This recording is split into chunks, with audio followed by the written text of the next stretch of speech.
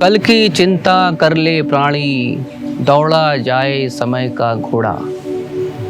समय का घोड़ा दौड़ता जा रहा है और आप अपने कल की चिंता कर तो रहे हैं, लेकिन कर्तव्य आपके कल के भविष्य के लिए नहीं हो पा रहे। चिंतन तो बहुत है मन में, लेकिन भविष्य आपका अंधकार में है, क्योंकि वर्तमान आपका संयमित और नियमित नहीं है।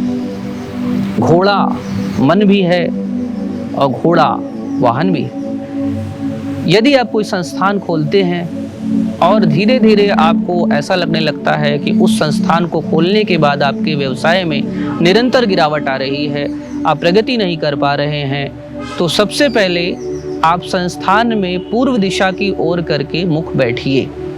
आपका जो सीट है वो पश्चिम दिशा में होना चाहिए और आपका मुख पूर्व दिशा में होना चाहिए, और आपके पीछे 7 घोड़ों की एक तस्वीर होनी चाहिए, और वो घोड़े सूर्योदय के समय नदी में दौड़ रहे हो, नदी में पानी उछल रहा हो। ऐसी कुछ वास्तु की तस्वीरें हैं। ऐसा 7 घोड़ा, भगवान सूर्य का रथ कहा जाता है, जिसमें 7 घोड़े जुटे हुए हैं, और भगवान सूर्य अगाध गति से अपने असंख्य वर्षों से पृथ्वी को चलाते आ रहे हैं।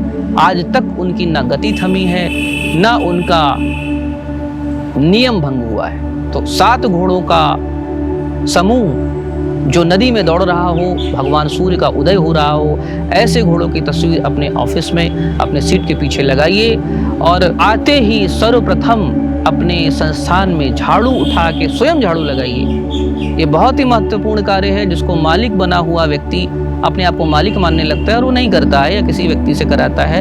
वो आपका संस्थान है, वो आपको धन देने वाला है, इसलिए स्वयं झाड़ू को लक्ष्मी कहा जाता है। आप स्वयं आके पहले लक्ष्मी को प्रणाम, झाड़ू को प्रणाम कीजिए और स्वयं झाड़ू लगाइए अपने संस्थान में, कूड़े को बाहर करिए, फिर एक सुगंधित धूप लेकर उसे भगवान श्री गणेश को दिखाते हुए पूरे संस्थान में दिखाइए, और ओम गंगणपति का मंत्र जाप करिए 5 बार।